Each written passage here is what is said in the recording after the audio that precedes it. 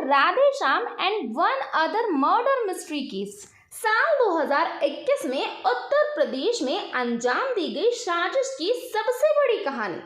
दोस्तों, आपने चार्ल्स शोभराज की शातिरता के बारे में तो सुना ही होगा, मगर आज का जो मामला है उसने चार्ल्स शोभराज की शातिरता को भी पीछे छोड़ दिया। आज की कहानी एक ऐसे परिवार की है जिसमें एक से बढ़कर एक शातिर दिमाग वाले लोगों की टीम जमा थी। इन्हीं शातिर लोगों ने मिलकर हत्या जैसी संगीन वारदात को अंजाम दिया और इस हत्या से बचकर निकलने के लिए एक और हत्या का फुल प्रूफ प्लान तैयार किया, जिनका इनकी नजरों में कोई तोड़ नहीं था। मगर अपराधी अपराध करते समय ये भूल जाता है कि अपराध की आखिरी मंजिल सजा ही होती है। तो कौन था शिक्षक राधे श्याम? क्यों एक हत्या के बाद दूसरी हत्या की गई? आखिर अपराधी का इनके पीछे क्या मकसद था? यकीनन जब आप इस पूरी घटना की सच्चाई से रूबरू होंगे तो आपके पैरों तले जमीन खिसक जाएगी। इस घटना की सच्चाई को जानने के लिए वीडियो में अंत तक बने रहें। आपने अभी तक मेरे इस चैनल को सब्सक्राइब नहीं किया तो सबसे पहले चैनल को सब्सक्राइब कर ले। तो चलिए दोस्तों, अब कहानी को शुरू करते हैं। आज की हमारी कहानी की शुरुआत होती है उत्तर प्रदेश के गाजियाबाद के मुरादनगर से। जैसा कि आप सभी को मालूम है कि हर कहानी के दो पहलू होते हैं, तो पहले हम इस कहानी का पहला पहलू जान लेते हैं।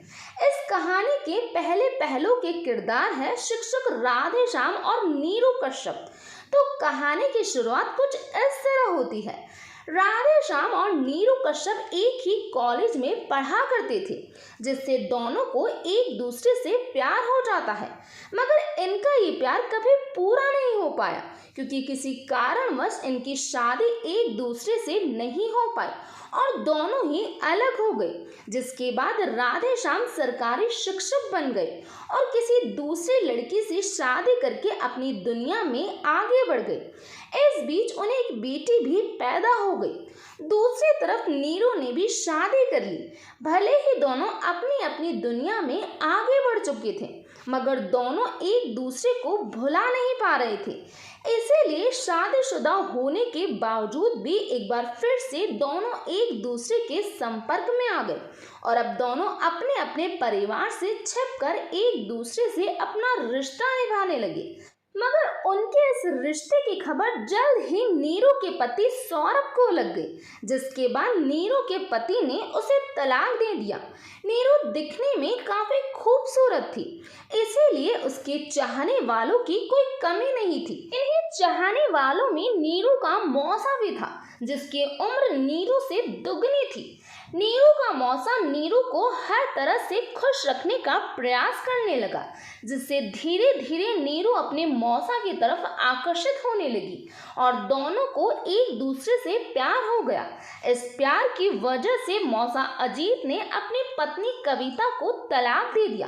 हालांकि अजीत के दो लड़के भी थे, जिनकी उम्र 21 और 23 साल थी।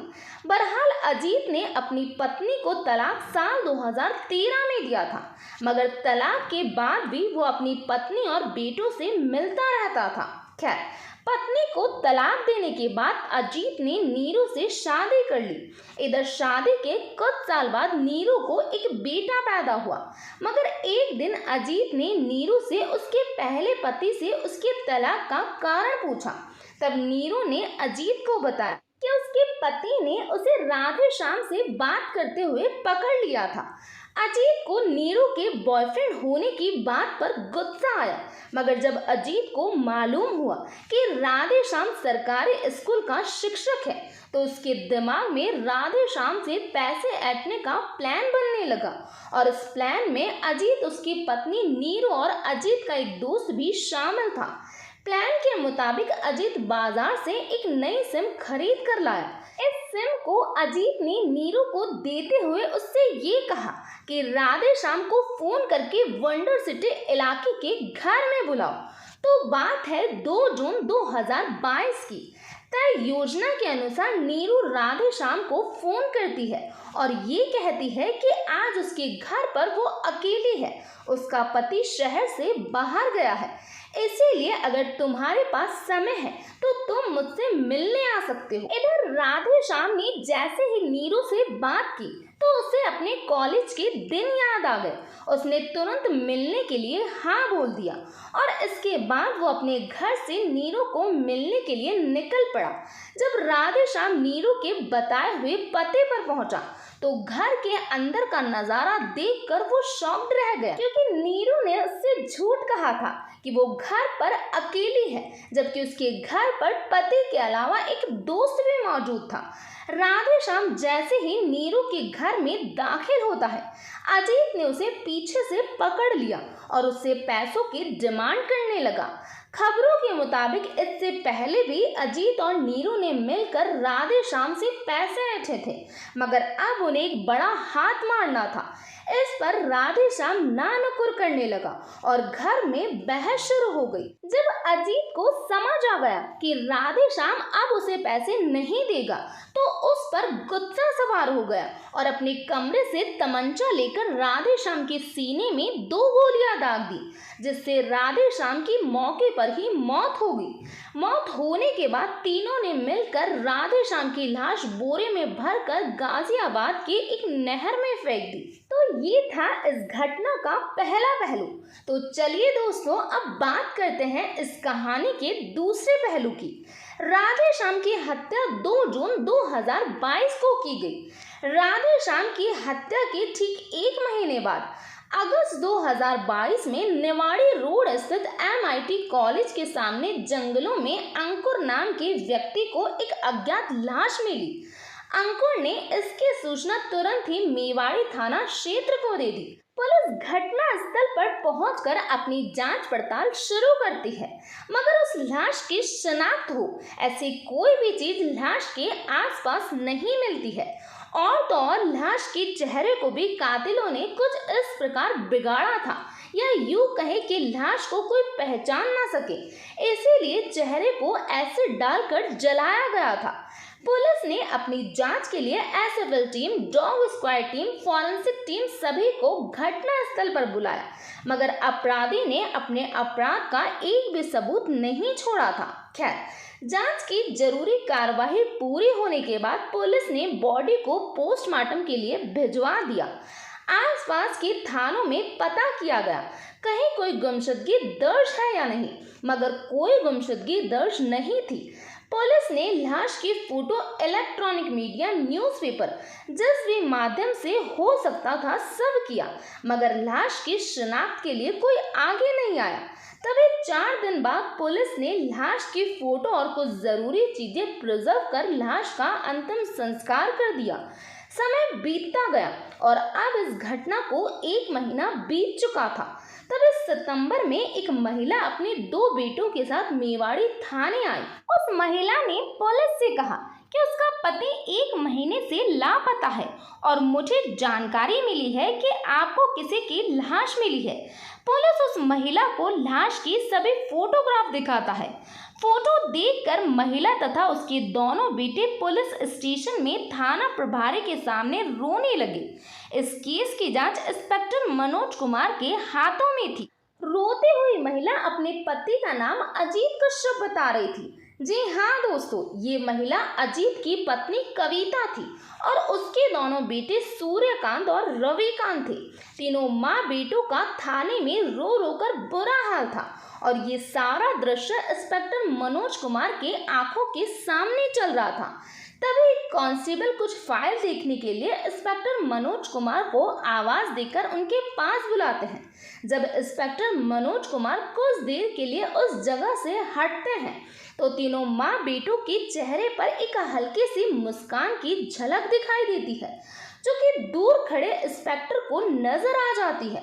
अब उनके दिमाग में ये बात कुछ इस तरह घर कर गई कि उन्होंने आईपीएस ऑफिसर को फोन किया और कुछ देर पहले थाने में जो वाकया हुआ उसका साझा किया।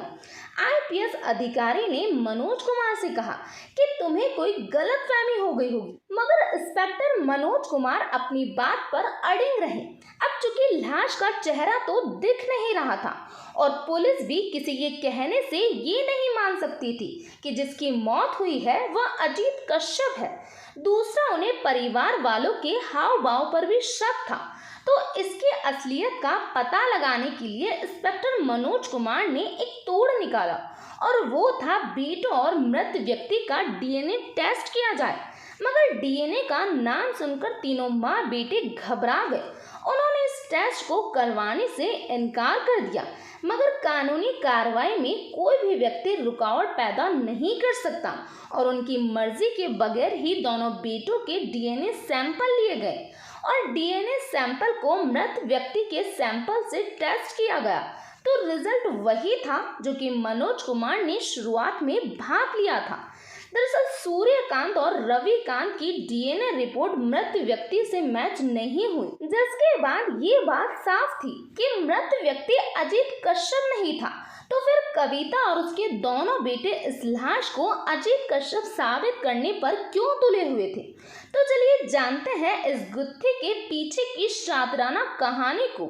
वीडियो की शुरुआत में हमने आपको बताया था कि अजीत ने राधे श्याम की हत्या कर दी थी और इसी हत्या के आरोप में पुलिस ने अजीत को गिरफ्तार कर लिया था, क्योंकि एक सीसीटीवी कैमरा में अजीत उस लाश को ले जाता हुआ नजर आ रहा था। जेल जाने के बाद अजीत अच्छी तरह समझ चुका था कि उसे इस हत्या की सजा या तो फांसी या फिर उम्र कैद ही मिलेगी और उसे अपनी जिंदगी आज़ादी से बितानी थी। बस फिर क्या था, इसके लिए अजीत ने अपने दिमाग में एक खिचड़ी पकाई। दरअसल राधे श्याम की हत्या 2 जून को हुई थी और 10 जून को पुलिस ने अजीत को इस हत्या के आरोप में गिरफ्तार कर लिया था। जेल में अजीत की मुलाकात विकास नाम के आदमी से हुई, जो कि 151 की धारा में जेल गया हुआ था और 12 जून को जेल से रिहा होने वाला था। मगर अजीत ने विकास से सांठगांठ करके विकास की जगह खुद जेल से बाहर आ गया। जेल से बाहर आते ही अजीत सीधा कविता के पास गया और उसके पैरों में गिरकर उसे बचाने की भीख मांगने लगा।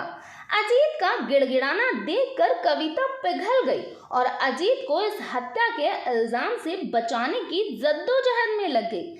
इसे उधेड़-बुन में अजीत, कविता, सूर्यकांत और रविकांत के दिमाग में एक खतरनाक प्लान आया और वो ये था कि अजीत की कद काठी के दिखने वाले शख्स की हत्या कर उसे अजीत बता दिया जाए, जिससे दुनिया की नज़रों में अजीत मर जाएगा और इस हत्या के आरोप में उसे सजा नहीं होगी। सब कुछ प्लान के मुताबिक था, मगर आईपीएस ऑफिसर और इंस्पेक्टर मनोज कुमार ने इस शातिर अपराधियों को पकड़ ही लिया। हालांकि मृत व्यक्ति की शिनाख्त आज तक भी नहीं हो पाई। इस बात की जानकारी किसी को नहीं है कि इन चारों ने मिलकर किसकी हत्या की थी। खैर, इस रहस्यमयी घटना के खुलासे के बाद पुलिस ने सभी आरोपियों को गिरफ्तार कर लिया, जिनमें अजीत कश्यप, उसकी दोनों पत्नियां नीरू और कविता कश्यप, दोनों बेटे रविकांत और सूर्यकांत तथा दोस्त दीपक कुमार शामिल थे। तो ये था पूरा मामला। इस घटना के बारे में आपका क्या कहना है, प्लीज़ कमेंट बॉक्स में बताइए। तो आज के लिए इतना ही। Thank you.